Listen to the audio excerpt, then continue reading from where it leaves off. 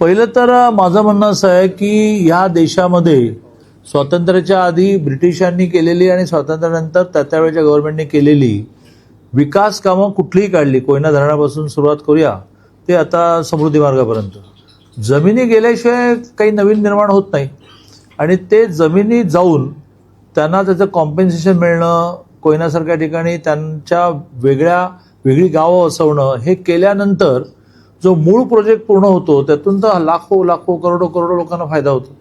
आज समृद्धी मार्गाला इतकाच विरोध झाला, पण समृद्धी मार्ग पूर्ण झाल्यामुळे नागपूरहून निघालेला माणूस 8व्या तासाला आज मुंबईला पोहोचतोय. त्यातून शेतकऱ्यांचा होणारा फायदा, लोकांचा वेळ वाचणं, डिझेल वाचणं, पेट्रोल वाचणं, अशा सगळ्या गोष्टी केल्या तर रस्ते आता आपला पेठ ते सांगली 2 किलोमीटरसाठी लोकांनी अडवून ठेवलं. जो दिवसातून 10 वेळा जाईल त्याला मी तो मागेल ते बक्षीस देईन, अशी स्थिती आली. पण नाहीच ना, आता तर लागला मार्गी विषय. आणि त्यामुळे कुठलाही शक्तीपीठ मार्ग असू देत किंवा समृद्धी असू देत किंवा पुरंदर एअरपोर्ट असू देत, तर पुरंदर एअरपोर्टला असाच विरोध होता. 14 ते 19 ते पूर्ण नाही झालं, 19 ते 22 साईट बदलण्याचा प्रयत्न झाला, 22 नंतर मात्र सगळ्या परवानग्या मिळाल्या. आता 1,61,00,000 रुपये एकरला पैसे मिळाल्यानंतर शेतकऱ्यांच्या रांगा लागल्या, समृद्धीमध्ये शेतकऱ्यांच्या रांगा लागल्या. तसं 1-2 दिवसामध्ये कुठल्या गावातून हा जातो आहे, कोणाकोणाच्या शेती किती त्याच्यातून जाणार आहेत, म्हणजे क्षेत्र जाणार आहे, आणि ह्याला बरा रेट जर सरकार देऊ शकेल त्याची स्पष्टता येईल ना, तर मला असं वाटतं की याचा विरोध संपेल. पण थेट स्वर्गीय यशवंतराव चव्हाणांपासून, स्वर्गीय वसंतदादा पाटलांपासून, शंकरराव चव्हाणांपासून ते विलासराव देशमुखांपासून काहीतरी त्यांनी घेतलं म्हणूनच काहीतरी करता आलं ना.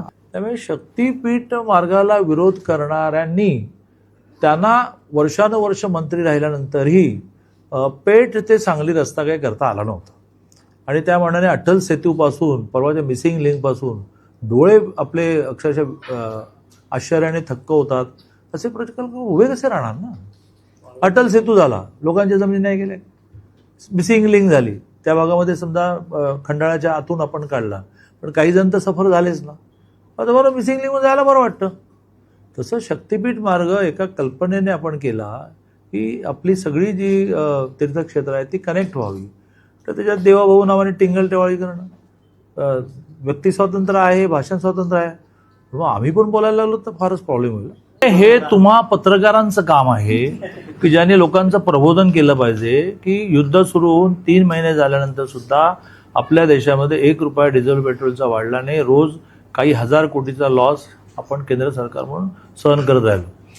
आता स्टॉक किती असावा याची काही लिमिट आहेत, आणि तो स्टॉक जसं आपण धरणांचं केलं की नाही, जून आणि जुलैमध्ये पाऊस कमी असल्यामुळे आपण मे महिन्याचं आवर्तन देताना काचकूच करतोय का, तर आपल्याला प्यायला पाणी ठेवायचं आहे. पण पाऊस जून जुलैमध्ये आला तर आपण काचकूच करणार नाही. तसं हे युद्ध संपलं आणि जर पुन्हा स्मूथ सगळं सुरू झालं तर कोण म्हणेल की डिझेल पेट्रोल वापरू नका म्हणून. उलट आहे, कंपन्या म्हणणार की जरा गाड्या वापरा, आमचा खर्च होत आहे.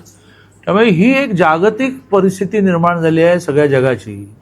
अगदी मग एखाद्या वस्तूचे भाव वाढले त्या विषयापासून, एखाद्या वस्तूचे भाव पडले यापासून सगळं त्या युद्धाशी कनेक्ट झालेलं आहे. तर ह्या परिस्थितीमध्ये अतिशय प्रभावीपणे 142 कोटीचा देश मोदीजी चालवत आहेत, त्याचं कौतुक करणं राहिलं. पण ज्यांना पश्चिम बंगालमध्ये बहुधा 2-5 जागा मिळाल्या ते मोदींना सल्ला द्यायला लागलेले की तुम्हाला आता बहुधा देश चालवता येतात नाही, माझ्याकडे द्या, तुझ्याकडे द्या, काय निम्मा वेळ विदेशातच राहता तुम्ही. सोलापूरला दादा जिल्हा परिषदला तिथल्या जिल्हा परिषद अध्यक्ष त्यांनी आता वाहन न करून बस न यायचं हे केलंय. तर आता खरोखर उपक्रम त्यांनी हे केला. आणि तुम्ही पहिलं आजपासून पायी चाललेला ना, मी आजपासून पायी चालणार.